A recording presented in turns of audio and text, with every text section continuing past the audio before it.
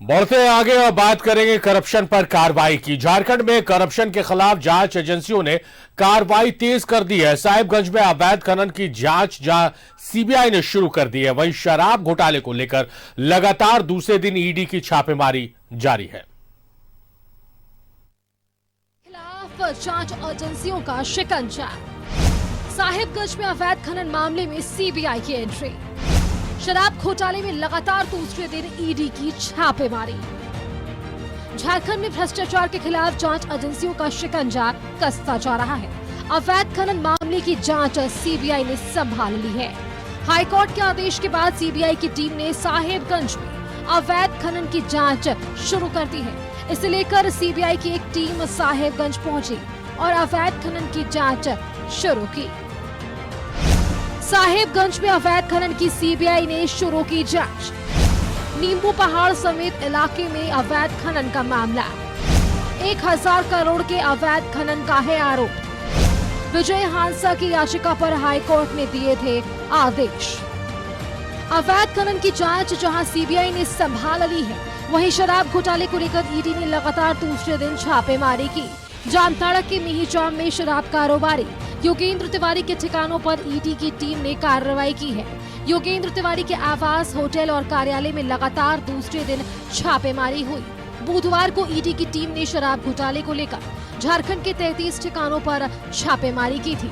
रांची में वित्त मंत्री रामेश्वर उरांव के आवास के अलावा शराब कारोबारी योगेंद्र तिवारी और उनसे जुड़े लोगों के ठिकानों पर छापेमारी हुई थी। शराब घोटाले में लगातार दूसरे दिन ईडी की छापेमारी। जामताड़ा के मिहीजाम में योगेंद्र तिवारी के ठिकानों पर छापेमारी। पहले दिन झारखंड के 33 ठिकानों पर ईडी ने मारा था छापा। वित्त मंत्री रामेश्वर उरांव के आवास से मिले थे करीब 30 लाख कैश। वाहन कारोबारी विनय सिंह के ठिकानों पर मिले थे 1 करोड़ से ज्यादा के जेवरात। योगेंद्र तिवारी को ईडी ने जारी किया है समन। 26 अगस्त को पूछताछ के लिए बुलाया है। इसमें किसी भी दल का हो, यदि वो गलत किया होगा तो ईडी तो जाएगा, गलत नहीं किया होगा तो डरने की भी जरूरत नहीं है। मेरा स्पष्ट मत है कि कोई भी चीज़ में आपको उन संस्थानों को सहयोग करना चाहिए, मदद करनी चाहिए। यदि आप सही है तब और गलत हैं तो कितना भी भागिएगा, ईडी आपका पीछा नहीं छोड़ेगी। तमाम गैर भाजपा शासित राज्य को डिस्टर्ब करने के बाद, विकास को अवरुद्ध करने के बाद, एक पूर्व जो पार्टी में सक्रिय नहीं है, अगर उनके घर पर ईडी का छापामारी हुआ तो आप 1000 पाप करके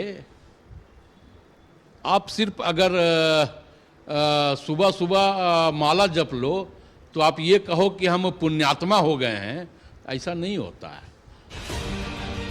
झारखंड में अवैध खनन, जमीन घोटाला और अब शराब घोटाले के खिलाफ जांच एजेंसियों ने कार्रवाई की है। अवैध खनन और जमीन घोटाले को लेकर कई लोग पहले ही सलाखों के पीछे पहुंच गए हैं। अब शराब घोटाले को लेकर भी कई लोगों की मुश्किलें बढ़ सकती है। रांची से न्यूज़ 11 भारत के लिए राजेश कुमार के साथ ब्यूरो रिपोर्ट। इमरान हमारे सहयोगी हमारे साथ लगातार जुड़े हुए हैं। इमरान का रुख करते हैं। इमरान, अवैध खनन मामला, शराब घोटाला, जमीन घोटाला, घोटाले पर घोटाले, ईडी की कार्रवाई चल रही थी, ईडी गिरफ्तारियां कर रही थी, सलाखों के पीछे लोगों को भेज रही थी। अब सीबीआई की भी एंट्री हो गई है। साहिबगंज में सीबीआई ने भी दबिश दी है। दूसरी तरफ शराब घोटाले को लेकर दूसरे दिन भी ईडी की कार्रवाई जारी रही है। देखिए बिल्कुल साहब, जिस तरह से झारखंड में 2 महत्वपूर्ण मामलों की जांच जो है 2 केंद्रीय एजेंसियां कर रही हैं। एक तरफ जहां पहले ईडी की तरफ से अवैध खनन मामले को लेकर के जांच चल ही रही थी कि इस पूरे मामले में विजय हांसदा नामक जो साहिबगंज के रहने वाले हैं, उसने हाईकोर्ट में एक याचिका डाली थी पूर्व में। उस याचिका में कहा था कि साहिबगंज इलाके में नींबू पहाड़ सहित कई जगह जो है उन जगहों पर अवैध खनन किया जाता है, बड़े पैमाने में किया जाता है, जिनको कई लोगों को इसका फायदा पहुंचाया जाता है। इस पूरे मामले को वहां की जो जिला प्रशासन है उसने गंभीरता से नहीं लिया और इस पूरे मामले की केंद्रीय जांच की अनुशंसा करनी चाहिए। हाईकोर्ट का निर्देश होना चाहिए कि इस पूरे मामले पर जो है केंद्रीय जांच के जरिए, सीबीआई के जरिए पूरे मामले की जांच हो। हालांकि बाद में विजय हांसदा जो है अपने याचिका से पलटने की कोशिश की थी, हालांकि कोर्ट ने उनकी दूसरी याचिका को नहीं माना और पहली याचिका को मानते हुए सीबीआई जांच की अनुशंसा कर दी और आज की तारीख में सीबीआई ने इस पूरे मामले की जांच शुरू कर दी है। तो ऐसे में दो एजेंसियां जहां अवैध खनन के मामले में जहां जांच कर रही थी, पहले ईडी खुद जांच कर चुकी है पूरे मामले को लेकर के और कई गंभीर परिणाम जो है वो देखने को मिले हैं कि कई लोग इस पूरे मामले में आज भी बिरसा मुंडा जेल में बंद है, सलाखों के पीछे उन्हें जाना पड़ा अवैध खनन के मामले को लेकर के। तो अब सीबीआई ने जब इस पूरे मामले की जांच की है तो साहिबगंज के नीमू पहाड़ से कई इलाकों में साहिबगंज के में सीबीआई की एंट्री होने से कई लोगों के जो पसीने हैं वो छूटेंगे, क्योंकि सीबीआई अपने एंगल से अपने तरीके से इस पूरे मामले पर कार्रवाई करेगी और इस तरह से देखना होगा कि दो एजेंसियों की जब रिपोर्ट कार्ड बाहर आती है साहिबगंज को लेकर के, अवैध खनन को लेकर के, तो क्या कुछ निकल के आ पाता है। अब दोनों ही एजेंसियां लगातार इस पूरे मामले में अपनी अपनी नजर बनाई हुई है। हालांकि एक तरफ पहले ही ईडी ने जांच अपनी लगभग साहिबगंज के मामले में पूरी कर रखी थी, दूसरी तरफ जो है अब सीबीआई की एंट्री से कितना परिस्थितियां बदलती है, किनको कितना नुकसान होता है, ये सारी चीजें देखनी होगी। क्योंकि अभी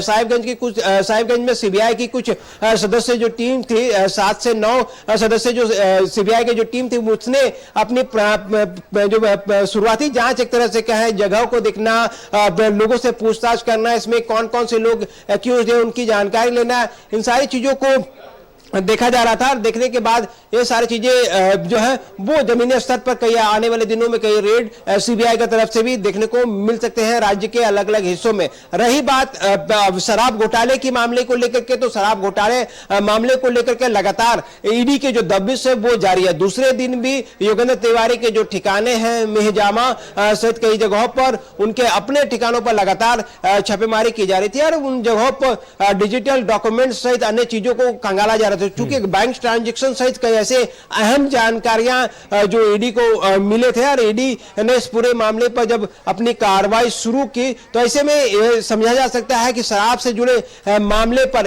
लगातार दबिशें जो हैं ईडी की बढ़ती जा रही है। ऐसे में 26 अगस्त को तिवारी ब्रदर्स को जो ईडी कार्यालय पूछताछ के लिए बुलाया गया है, उनसे पहले ईडी को अपनी ओर से पूरी प्रक्रिया को खत्म यहां करना होगा। संभवतः आज ये जो छापेमारी है वो खत्म हो जाएगी और उसके बाद 26 को जब उनसे पूछताछ के लिए बुलाया जाएगा योगेंद्र तिवारी सहित अन्य लोगों को, तो इस पूरे मामले में देखना होगा कि अपने इनका रुख किस तरह का रहता है। क्योंकि जो ट्रांजैक्शन एक ही बैंक से करोड़ रुपए की जो डील हुई है, जो निकासी हुई है, जो निकालने की बात आई है सामने, उसके अलावे अगर हम बात करें तो कई अलग अलग तरह की चीजें जो है डिजिटल डॉक्यूमेंट्स के रूप में ईडी को प्राप्त हुए हैं। तो इन तमाम चीजों को ध्यान में रखते हुए लगातार दूसरे दिन भी ईडी की तरफ से जो पूरी कार्रवाई है वो जारी थी और आने वाले दिनों में मैंने पहले भी कहा था, जब डे 1 में ईडी ने शराब से जुड़े मामले की जब छापेमारी की थी, तो उसके बाद ईडी का संबंध जाता ही जाता है वैसे लोगों पर जिन पर ईडी के शक होता है या फिर छापेमारी के दौरान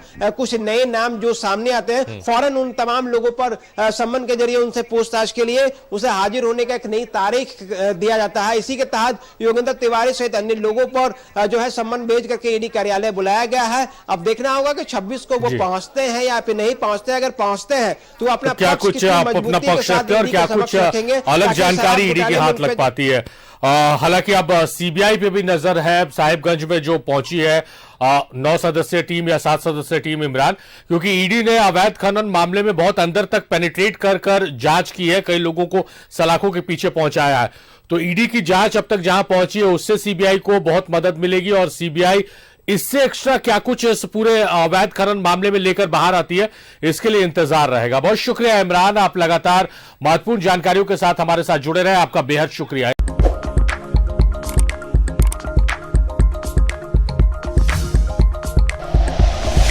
like and share videos, subscribe करें हमारा चैनल और प्रेस करें बेल आइकॉन। न्यूज़ 11 भारत, सच है तो दिखेगा।